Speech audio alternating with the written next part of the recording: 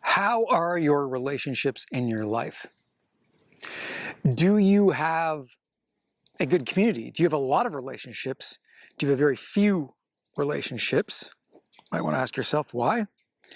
But also, the big one is, are these relationships deeply fulfilling, satisfying, and give you a sense of connection? Or are they shallow and unsatisfying and, in a way, transactional? So in this video, I'm going to talk about how our current culture can create relationships that are shallow, unsatisfying, and really promote isolation and loneliness, even within your relationships, whether those are intimate, whether they're friends and family, or whether those are work and business. Then I'm going to give you some telltale signs if you are treating your relationships as transactional, or if the people in your relationships are treating your relationship with them as transactional.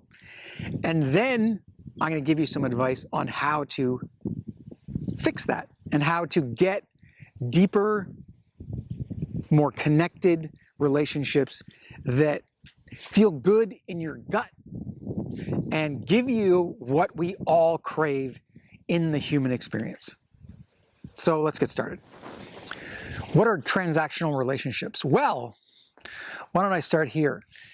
There are a lot of psychologists over the last 70 years who talk about what happens to our psychology, our mental states, and how in a capitalist society, how we take commerce or transactions, and we do have a tendency to transfer that outlook into our personal lives.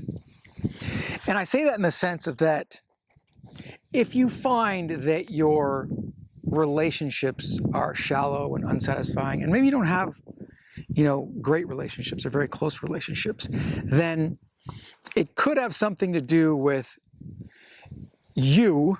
I mean, it does have something to do with you for sure.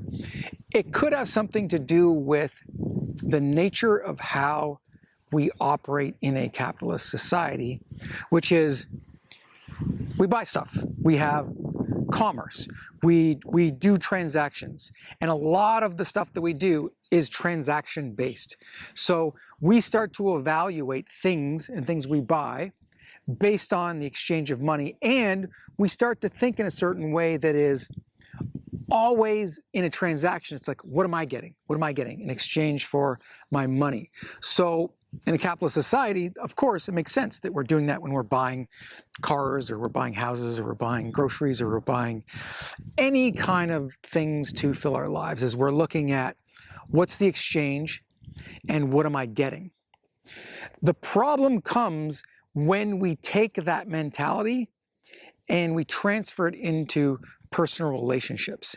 And if we do that, this is what psychologists warned of, is that we will end up with shallow transactional relationships that look like commerce, but then don't give us the deeply satisfying, connected, emotional part of relationships that we actually need as humans. And so the reason I'm talking about this is because I went to business school, and in business school, to be honest, they view humans as capital. They view humans as commodities. I mean, we had ethics classes and things like that, and and organizational behavior, and even just by saying organizational behavior, which was like dealing with humans, humans are still thought of as a commodity and as capital, and to be used and placed in certain areas. And it's a matter of, I'm going to pay this person labor, and what am I going to get for that? So that's what's taught to it. That's a business mentality. That is a capitalist mentality. But in your personal life, that is a recipe for disaster. And so the problem is that as a society, we have not separated these two relationships so that we understand what a business relationship is, potentially, and what a personal relationship is, and what the difference is, and where they might mix, and where those that business mentality might transfer into our personal relationships and basically destroy them and turn them into shallow puddles. And so you might say, what's the problem with that? Well, the problem with transactional relationships is that you're only focused on what you can get. And you're focused on this sort of exchange. And that keeps the relationship at a very shallow, unsatisfying, disconnected level. And so you're going to feel that in your guts. Your relationships are not going to give you the deep satisfaction that you crave, that we crave as humans for happiness. That's the problem. Okay, then knowing all that, how do you know if your relationships are transactional? Well, there's a bunch of indications. Oh, and before I get into that, ultimately, if your relationships are transactional, you're going to feel a sense of alienation. You're going to feel, you're going to feel a sense of alienation, isolation, and loneliness, even within your relationships. And you're probably going to be wondering why, what's going on? Is there something wrong with me? Does this world just suck? What the hell is happening?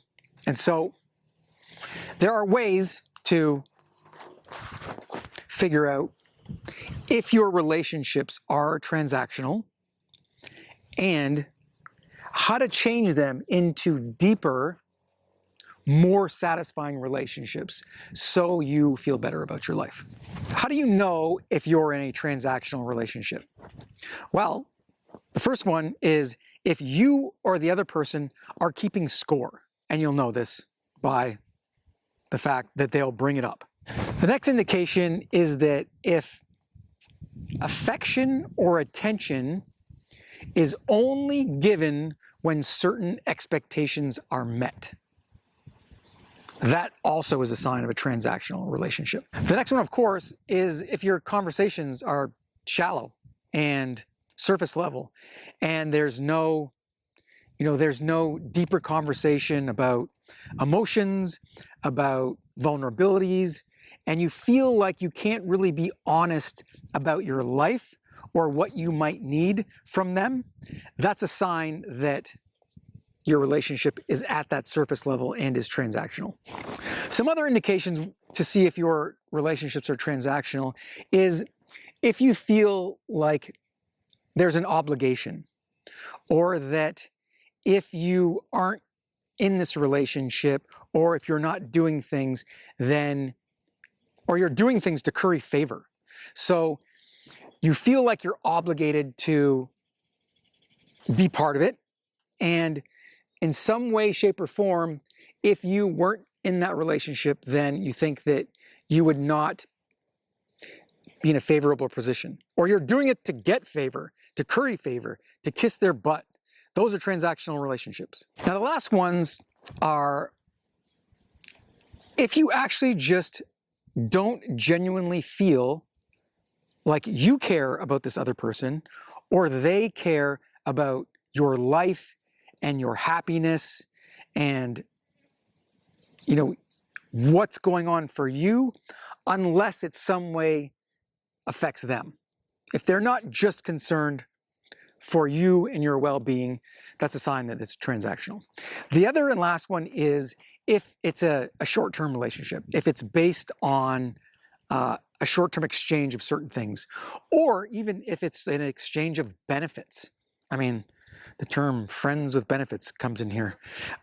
Those are when you have those terms in those, and you actually say that, then that's an obvious sign that your relationship is transactional. Now, to move away from either having a transactional relationship with some, and to a certain extent, in business, there will be transactional relationships. I mean, that's what makes sense. But we're talking more about your personal life. And so to move out of that realm of your personal relationships being transactional, for you, the biggest thing really is to be able to do things without expecting any return. And if you don't feel like you're capable of doing that with someone else in a relationship for whatever reason, then either have a conversation with the person or just get out of that relationship. The other one is you need to be genuinely interested in the other person. You want to have an understanding of who they are, what their emotional state is, really getting to know a person without expecting them to give you something for it. So a non-transactional relationship is basically someone that you genuinely like. You genuinely care about their well-being. You want to help them. You're willing to help them without any, expected returns. You can be honest with them.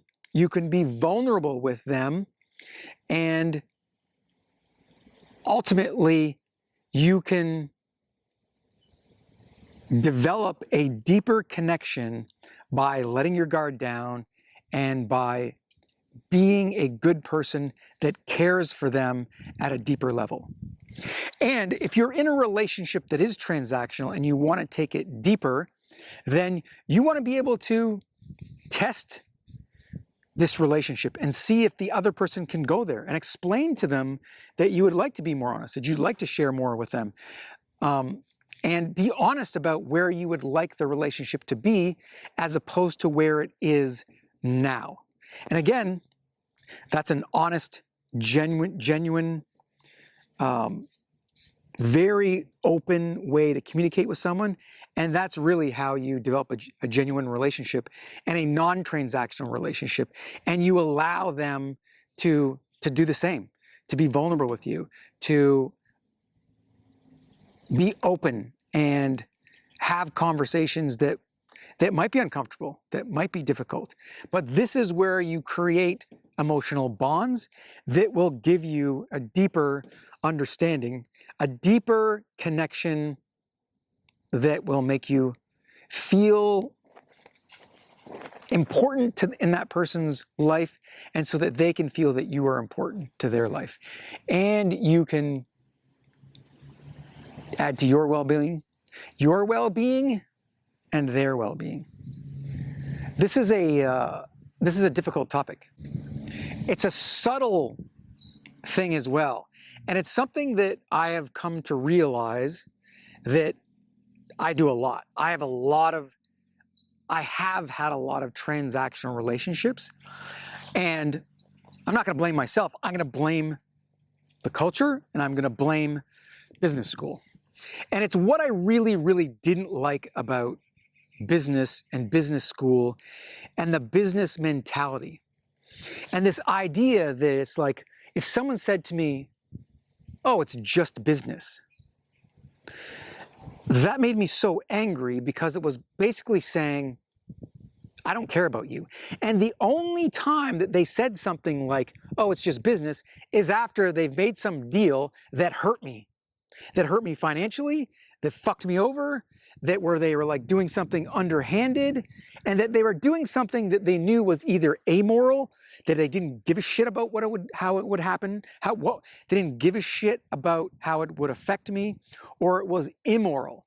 They knew that it would affect me in a negative way, and they used the saying as, "It's just business," to say that was somehow okay, and that was the nature of our relationship, which they were telling me, that is, I only see you as a transaction. I don't see you as a human. I don't see you as an independent person who has emotions, who could be hurt, who could be emotionally upset that maybe I trusted you, and you're taking that trust and you're stomping on it and you're saying, take your human trust, and what's more important is that I make money and I get the benefit of this deal. And so it's just business. Shake my hand. And that's a big part of why I quit my original business.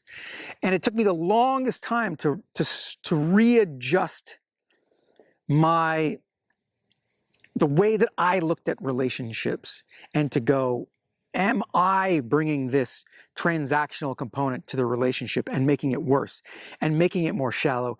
Or am I looking at this person as a real human who could potentially be harmed by what I'm doing? And if I cared for them at a human level, then I necessarily wouldn't do that. And what did that mean? And what does it mean to take care of someone at that level so that they feel like I care about them and they're not just a transaction, or they're part of commerce or some kind of exchange? And that's the feeling that we all want in relationships. We want to feel like someone is thinking about us and cares for our happiness and our benefits, even if they have to sacrifice a little bit of what they're doing in order to help us out. That is true love. That is true caring. That is the essential feel-good part of a deep relationship that we all want as humans. And that's what I'm after. And I hope that that helps you understand how you can get deeper relationships in your life. Thanks. Talk to you soon.